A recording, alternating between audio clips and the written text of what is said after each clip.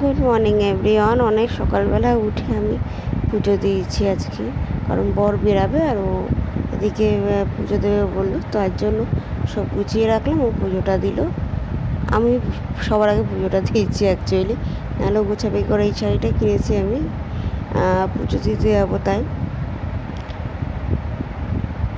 কোথায় যাবো কী যাবো অবশ্যই তোমার সাথে আমি শেয়ার করবো। Welcome back to the channel new blog. আছে সকালবেলা হচ্ছে, আমিও খুব ভালো আছি।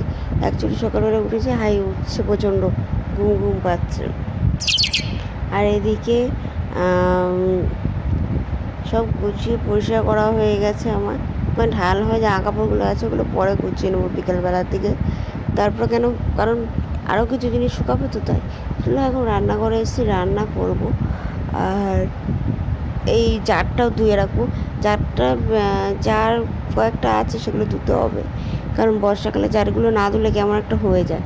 তো সেগুলো ধুয়ে ভালো করে পরিষ্কার করে আবার যদি রিফিল করা হয় জিনিসপত্র দিয়ে, দেন বেটার। আমার গলার ভয়েসটা হয়তো একটু কেমন লাগছে শুনতে, কারণ আমার নিজেরই কেমন লাগছে আমার গলার ভয়েসটা। ওকে, তো প্লিজ ডোন্ট মাইন্ড। এখন বিকালবেলার দিকে আমি সব কাজ বাজ সেরে খেয়ে দিয়ে একটু রেস্ট দিচ্ছিলাম, মানে হঠাৎ মাথা ব্যথাটা শুরু করছে, মানে মাথা যন্ত্রণা না পারি না আমি, সত্যি বলতে মাথা যন্ত্রণা না পারে আর যায় না। আর এদিকে দেখছি সব জামা কাপড় ভাঁজ করা ছিল, সব গুছিয়ে পরিষ্কার করবো। এগুলো সব কপারগুলো লাগানো হয়ে গেছে, যে সব কেচে দিয়েছিলাম আমি, একটু রাখিনি।